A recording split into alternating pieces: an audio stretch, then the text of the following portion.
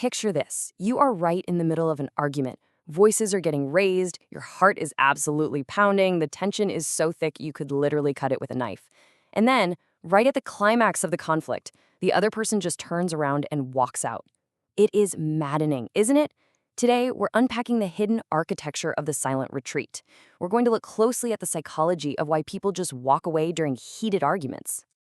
Okay, let's dive into this. Do you know someone who does this? Because let's be real, being on the receiving end of this behavior is incredibly frustrating.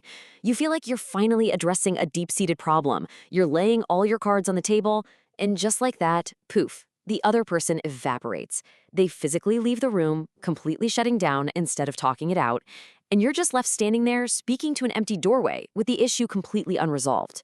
It feels dismissive, it feels rude, and honestly, it feels like they just don't care. While in psychology and relationship counseling, this very common behavior actually has a name. It's known as stonewalling. It's defined as completely shutting down or physically withdrawing from a heated conversation instead of addressing the issue. Now, when we experience stonewalling, our immediate human instinct is to take it super personally. We just assume they're being stubborn or maybe even manipulative. But the research we're looking at today, it tells a completely different, honestly fascinating story about the internal mechanics of the human brain during a conflict. So the crucial point is that we absolutely have to separate what this behavior feels like from what it actually is. On the surface, yeah, it feels like a total lack of respect or just outright apathy. But psychology suggests that underneath the surface, what is actually happening is an overloaded nervous system. This isn't a conscious choice to be apathetic. It's a biological response to being pushed way past a neurological breaking point. Let's look at exactly how that happens. Reason number one, their brain has entered full-on survival mode. You see, when a conversation turns into a heated, high-stakes argument, your brain doesn't always distinguish between an emotional threat and a physical one. To the brain, this high emotional intensity is perceived as actual, literal danger. Think about that for a second. Psychologically, survival mode immediately narrows a person's attention toward immediate protection. They're no longer thinking about relationship dynamics or logical problem solving. Their brain is just sounding a massive alarm that says, you are in danger, protect yourself right now. I really want you to absorb this quote from the research. When emotional stimulation becomes too intense, the brain enters a flight survival response. When you see someone walking away, you are literally watching the flight part of the fight or flight response playing out in real time. They aren't maliciously ignoring the problem just to spite you. They're instinctively withdrawing to wait for this perceived overwhelming danger to pass. Basically, their biology is hijacking their manners. Which brings us to the second driver, avoiding emotional exposure. There is a massive, stark contrast between what is happening on the outside versus the inside. The external action, leaving the room, going dead silent, it looks like emotional distance. But the internal reality, the person is feeling incredibly vulnerable, mentally lost, and exposed. Arguments make people feel like they are failing.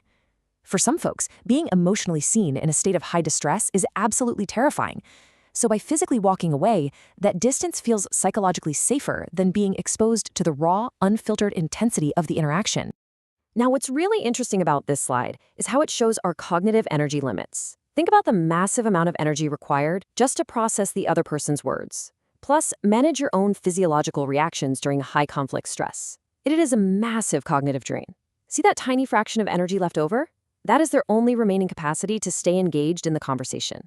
They aren't always intentionally ignoring the issue. Sometimes they genuinely, literally lack the cognitive and emotional bandwidth to process even one more sentence. Their mental battery is basically at 1%. Driver number 4 is the desperate need to restore control. During the heated argument, life can feel totally chaotic, unpredictable, and completely out of control. You have no idea what the other person is going to say next. By choosing to leave the room, the person creates a sense of immediate control over their environment. It acts like an emergency brake.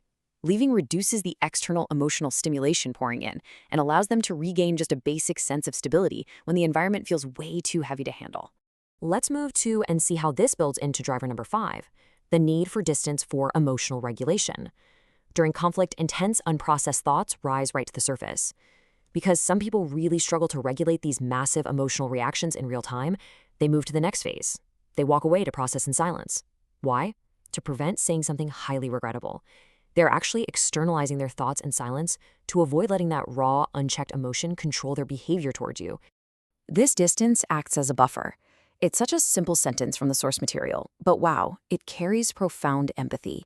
That physical space they put between you and them, it's a buffer zone. It's the necessary padding that allows an overloaded, overwhelmed brain to manage and categorize all those chaotic thoughts that bubbled up during the conflict. Without that buffer, the system simply crashes. They walk away so they can literally catch their mental breath. So let's quickly recap these 5 psychological drivers. 1, entering survival flight mode. 2, avoiding vulnerable emotional exposure. 3, reaching cognitive energy limits. 4, restoring environmental control. And 5, needing a buffer for emotional regulation. When you look at this complete picture, you no longer see a disrespectful partner, a stubborn friend, or a toxic coworker. You see the mechanics of an overloaded human mind desperately trying to find equilibrium in a moment of extreme stress. And this brilliantly illustrates why we need a fundamental shift in our perspective. Walking away during an argument doesn't necessarily mean a person is trying to be difficult. And it for sure doesn't even they don't value the relationship. We have to shift from seeing this as a deliberate rejection to recognizing it as a temporary need for recovery. It's simply a sign that they have hit their mental ceiling and are choosing distance as a necessary tool to find psychological safety. So, I want to leave you with this question to ponder today. Next time the tension rises, the argument peaks, and someone turns their back and walks out the door, will you see a rejection, or will you recognize a temporary need for recovery? Understanding this shift from fight to flight can fundamentally de-escalate our interpersonal conflicts and bring a whole lot more grace into our relationships. If you enjoy learning the hidden psychology behind everyday human behavior, make sure to subscribe to this explainer. Because once you understand how the human mind really works, you begin noticing fascinating things about yourself and other people that most folks never even stop to think about. Thanks for joining me, and I'll catch you in the next one.